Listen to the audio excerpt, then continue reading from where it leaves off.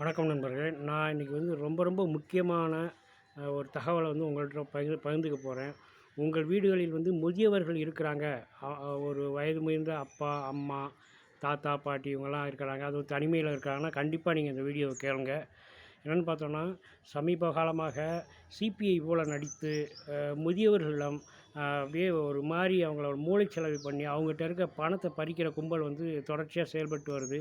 நம்ம உள்துறை அமைச்சகத்துலேருந்து கூட நம்ம செல்பேசியில் தொடர்ச்சியாக அது சம்மந்தமான அலர்ட்லாம் வந்துக்கிட்டே இருக்கும் பார்த்தீங்களா.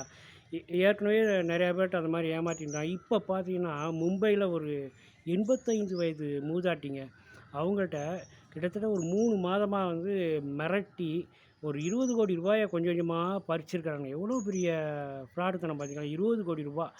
ஏன்டா அந்த பெண்மணிகிட்ட போன டிசம்பர் மாதமே பேச ஆரம்பிச்சிருக்கேன். இப்போ நான் உங்கள்கிட்ட வீடியோ காலில் பேசுகிறேன் பார்த்தீங்களா, இதே மாதிரி தான் வீடியோ காலில் வர்றாங்க. அப்போ பேச ஆரம்பிக்கிறது. இது என்னென்னா டிஜிட்டல் அரெஸ்ட்டுன்னு சொல்கிறாங்க. அவங்கள உங்களோட பணம், உங்களோட ஆதார் கார்டு இது மூலமாக சட்டவிரோதமான பணப்பரிமாற்றம்லாம் நிறையா நடந்திருக்கு. நாங்கள் சிபிஐலேருந்து கண்டுபிடிச்சிட்டோம். இப்போ உங்களை அரெஸ்ட் பண்ண போகிறோம். உங்கள் பிள்ளைகளையும் அரெஸ்ட் பண்ண போகிறோம். உங்களை அசிங்கப்படுத்த போகிறோம் அப்படின்னு மிரட்டி அப்போது பெரிய குற்றச்செயலுக்குள்ளே நம்ம ஒரு தேசவிரோத குற்றச்செயலை பண்ணிட்டோம் அப்படிங்கிற மாதிரியான ஒரு மனநிலை நம்ம ஏற்படுத்திட்டு அதுக்கப்புறமா இதுலேருந்து நீங்கள் தப்பிக்கணும்னா தனிப்பட்ட முறையில் நான் பண்ணுறேன், உங்களுக்கு ஹெல்ப் பண்ணுறேன். ஆனால் எனக்கு இவ்வளோ செலவாகும். இது இந்த மாதிரி பண்ண அந்த மாதிரி பண்ணுன்ட்டு கொஞ்சம் கொஞ்சமாக அவங்களோட பேங்க்கில் அமௌண்ட் எடுத்து இந்த மாதிரி தான் 20 கோடி ரூபா அபேஸ் பண்ணியிருக்காங்க. கிட்டத்தட்ட போன டிசம்பர்லேருந்து இந்த மார்ச் 5ஆம் தேதி வரைக்கும் ஒரு 3 மாத காலமாக அவங்க டார்ச்சர் பண்ணி எடுத்துருக்காங்க. இதை டிஜிட்டல் அரெஸ்ட் அப்படின்னு சொல்கிறாங்க. இந்த மாதிரி மொபைலில் பேசி அவங்கள மூளைச்சலவை பண்ணுறத டிஜிட்டல் அரெஸ்ட்டுன்னு சொல்கிறாங்க.